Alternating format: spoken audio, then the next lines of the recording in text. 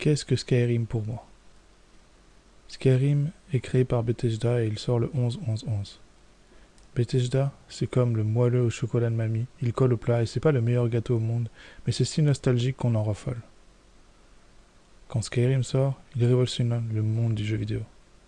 De la liberté rarement vue, dans un jeu de rôle et une narration aux petits oignons.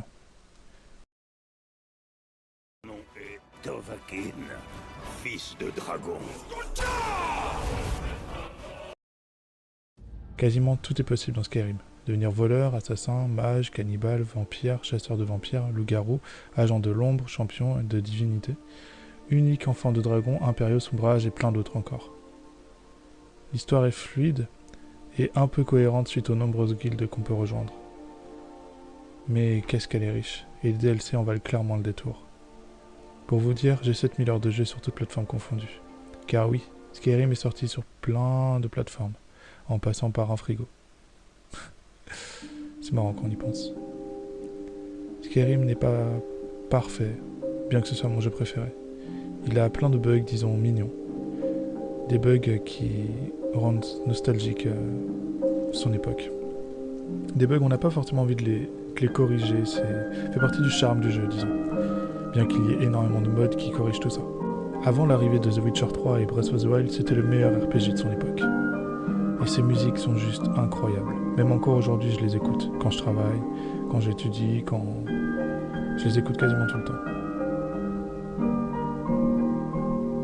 Ce jeu est incroyable.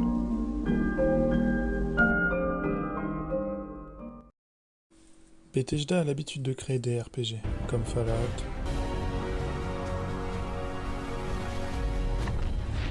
ou Dishonored.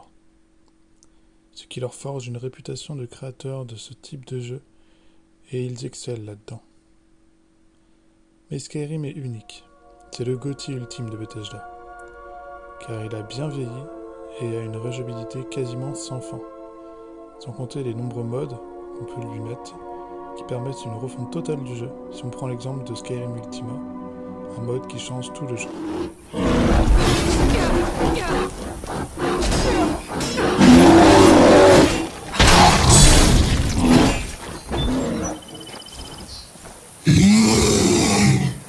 Bethesda a essayé de faire Starfield, mais c'est un fanat spatial raté, car ils ont du mal à corriger les nombreux bugs de leur jeu en général, et Starfield en a une flopée. Le prochain Elder Scrolls devrait sortir d'ici 3 ou 4 ans, si on reste optimiste. Et selon moi, s'il s'applique correctement, ça pourrait être un GOTY. Voilà, c'était ce que représente Skyrim pour Bethesda selon moi.